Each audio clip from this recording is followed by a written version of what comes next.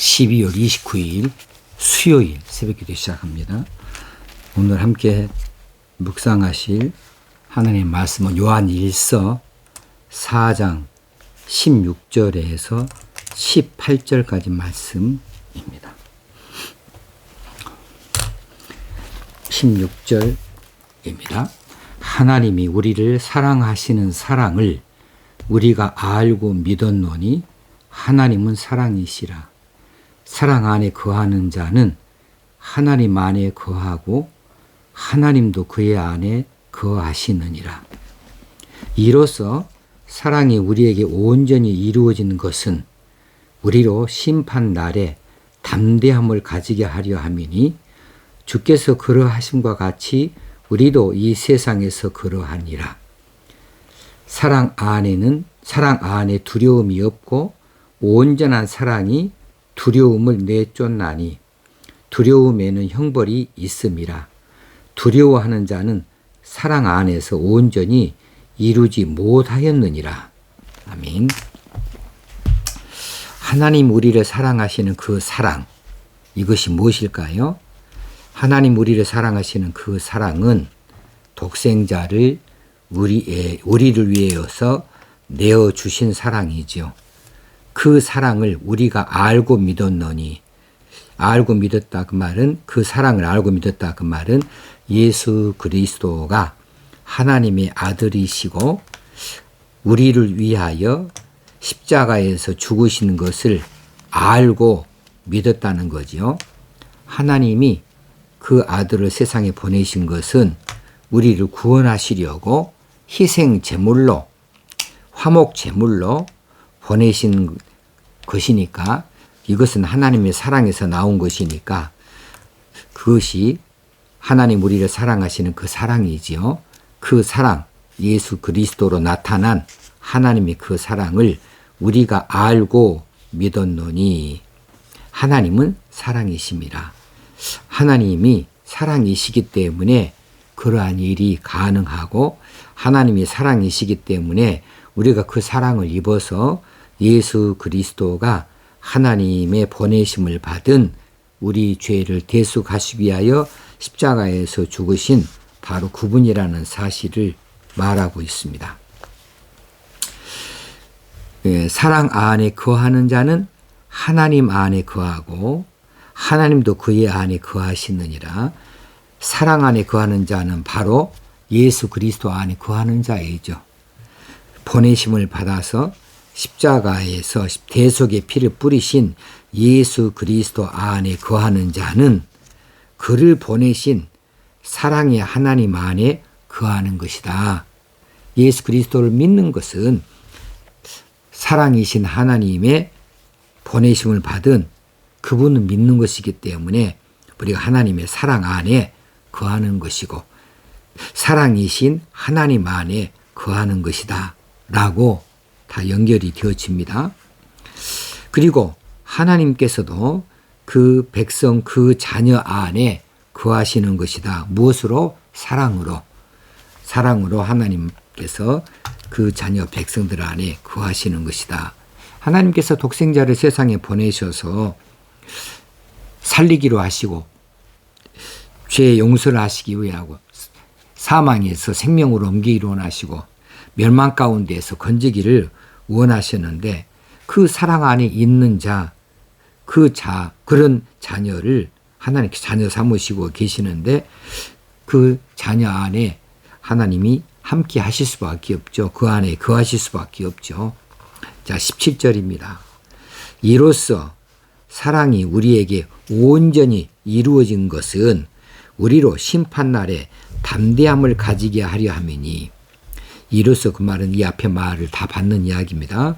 하나님께서 사랑하시는 그 사랑을 우리가 알고 믿었고, 또 그 사랑 안에 거하는 자는 하나님 안에 거하는 것이고 하나님도 그의 안에 거하는 것이니까, 이것으로서 사랑이 우리에게 온전히 이루어진 것은 우리로 심판날에 담대함을 가지게 하려 함이니, 그래서 이 앞에와 온전히 이루어진 것은 이 말과 심판날에 담대함을 가지게 하려 함이니는 원인과 결과로 원인과 결과의 관계로 해석을 하는 것이 좋겠지요.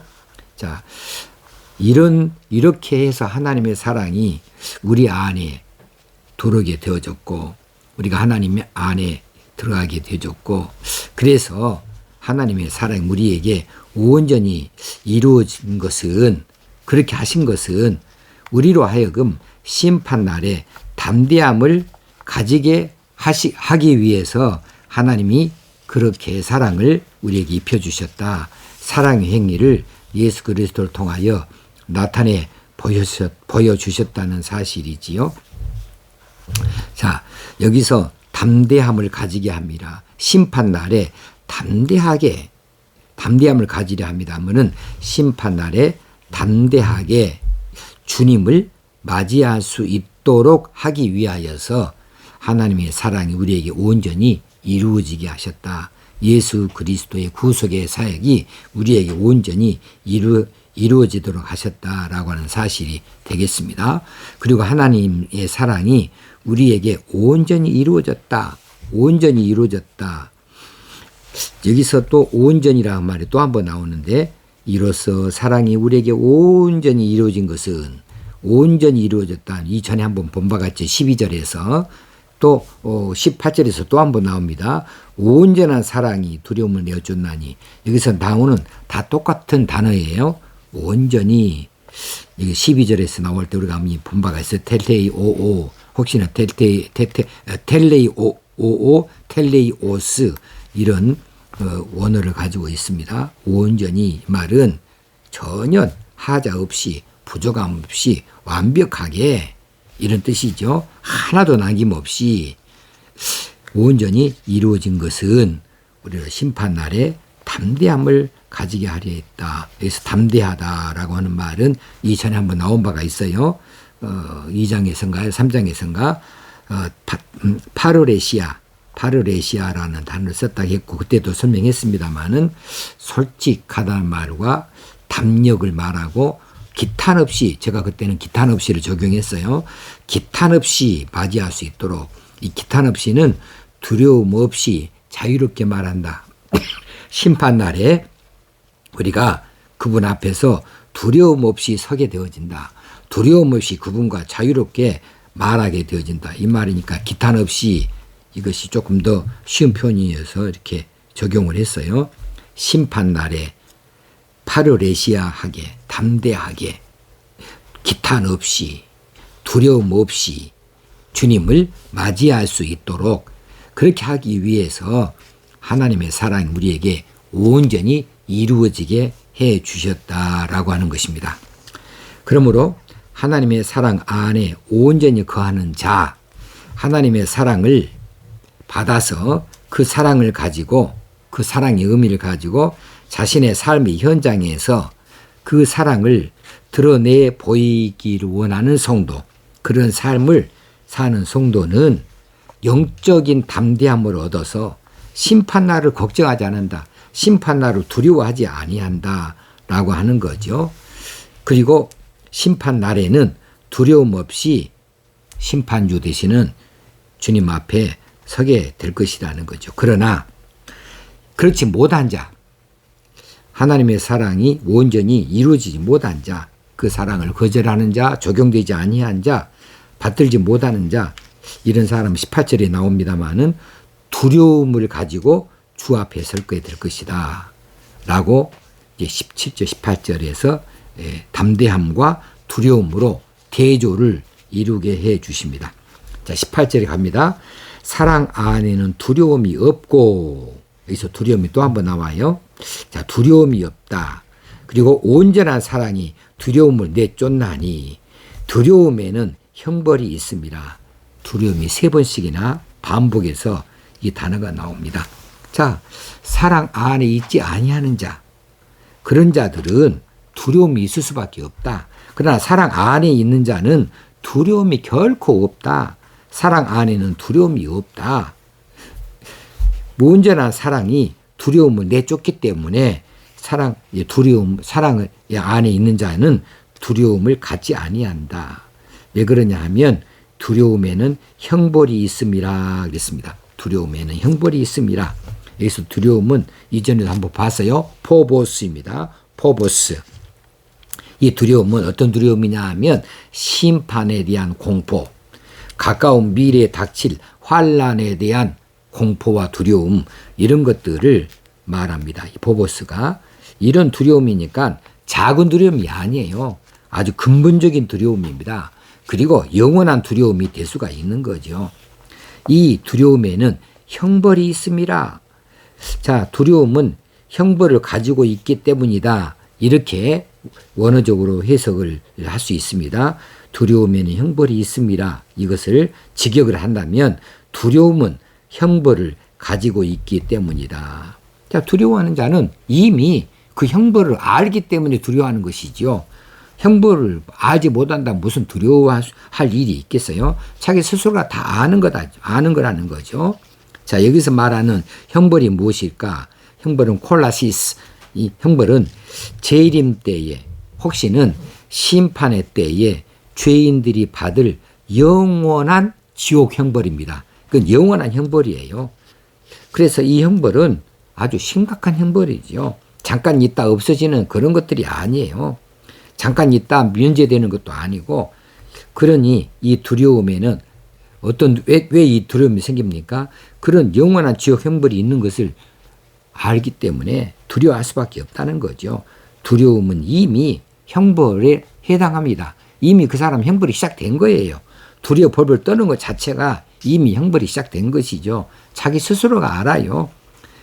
그렇게 영원한 지옥 형벌이 있기 때문에 온전한 사랑이 두려움을 내쫓아버립니다. 우리는 하나님의 온전한 사랑을 받았기 때문에 두려움의 자리에 있지 아니하고 담대함의 자리에 있다라고 하는 것으로 말할 수가 있겠습니다. 18절 다시 보면은 사랑 안에 두려움이 없고 온전한 사랑이 두려움을 내쫓다니. 내쫓는다 말은 두 가지 단어가 합해진 것인데 바깥으로 던진다는 뜻이요. 바깥으로 던져버려요. 온전한 사랑은 두려움이라고 하는 것을 우리 곁에 있지도 못하게 아예 바깥으로 보이지 않는 곳으로 던져버린다는 사실입니다. 무엇이 그렇게 한다고요? 하나님의 온전한 사랑이 우리에게 있을 두려움을 저 바깥으로 보이지 않는 곳으로 확실하게 쫓아버리게 되어진다.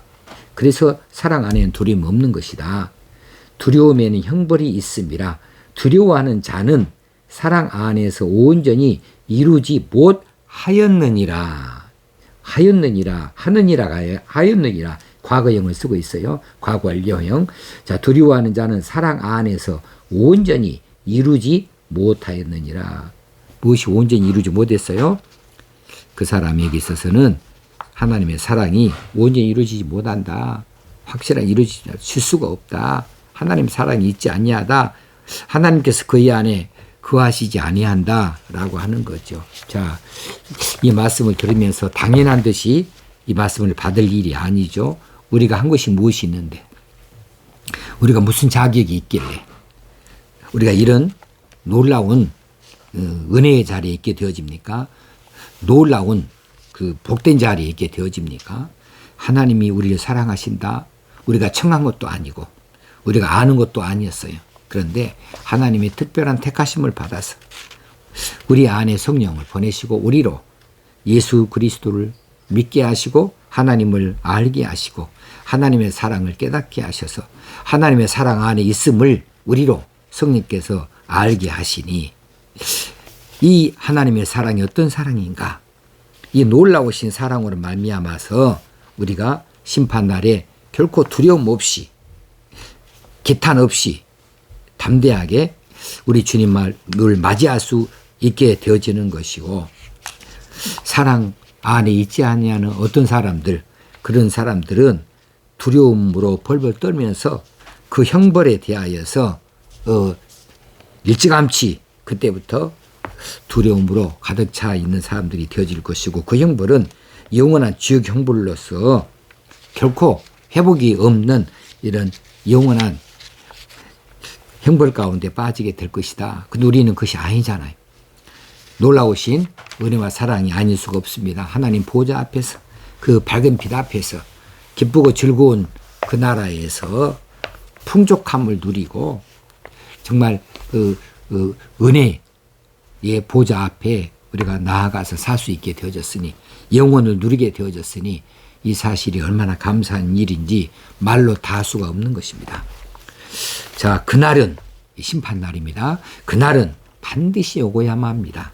비록 더디 올지라도 반드시 그날은 오고야만 합니다. 왜냐하면 하나님의 약속이기 때문에 그렇습니다. 하나님이 약속하신 거 다 이루어졌습니다.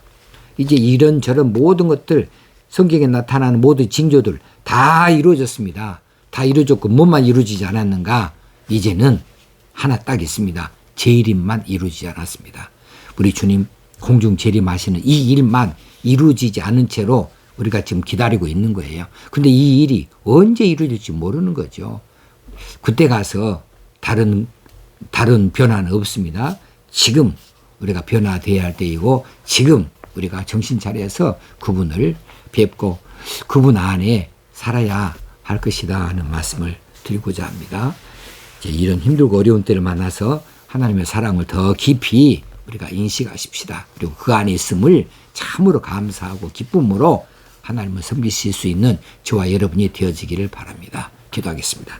하나님 아버지, 오늘 또 귀한 말씀을 들려주셔서 감사합니다. 하나님의 사랑, 그 놀라운 사랑의 혜택자가 되어져서 우리가 그 혜택을 입었습니다. 영원 무궁토록 있게 되어질 이 놀라운 은혜와 복을 얻게 되어졌습니다. 우리 얘가 무엇을 했건데 우리가 어떤 자기 있건데 이런 놀라운 복을 받았는지 다 말할 수가 없습니다. 하나님 사랑 안에 있음만은 우리가 사실인 것을 고백합니다. 예수 그리스도 놀라우신 은혜 안에 있음이 하나님의 사랑 안에 있는 것인 줄로 믿어서 이 사랑 영원토록 연결되어지고 영원토록 그렇게 우리 가운데서 떠나지 아니하게 되어질 줄로 믿고 감사합니다. 이제 사랑을 이루며 살 수 있게 하여 주시고 사랑을 더 나타내는 삶으로 우리가 고쳐 나아갈 수 있게 되어지길 간절히 바라옵고 우리 주님 예수님의 이름으로 기도드리옵나이다. 아멘. 새해를 내다보면서 한 1년 동안의 우리의 삶을 한 가지씩 한번 되짚어보는 시간을 가지면 좋겠습니다. 저는 세 가지의 큰 덩어리를 가지고 늘 묵상합니다. 하나님이 천지를 창조하실 때에 그것을 가지고 하는 거죠. 하나는 시간입니다.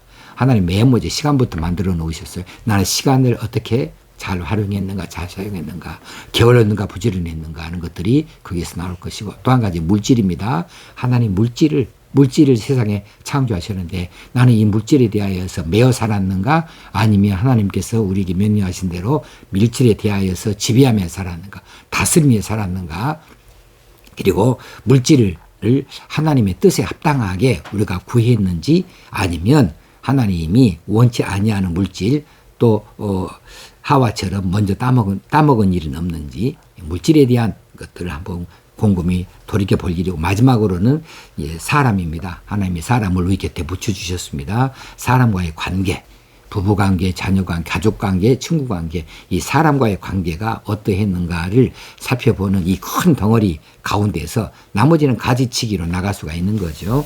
이렇게 해서 1년을 한번 점검해보고 잘 안 된 거 있으면 적어놨다가 이제 내년에는 이 일을 좀 고쳐야겠다. 고치며 살아야겠다. 그래서 변화되지는 삶을 가져야겠다.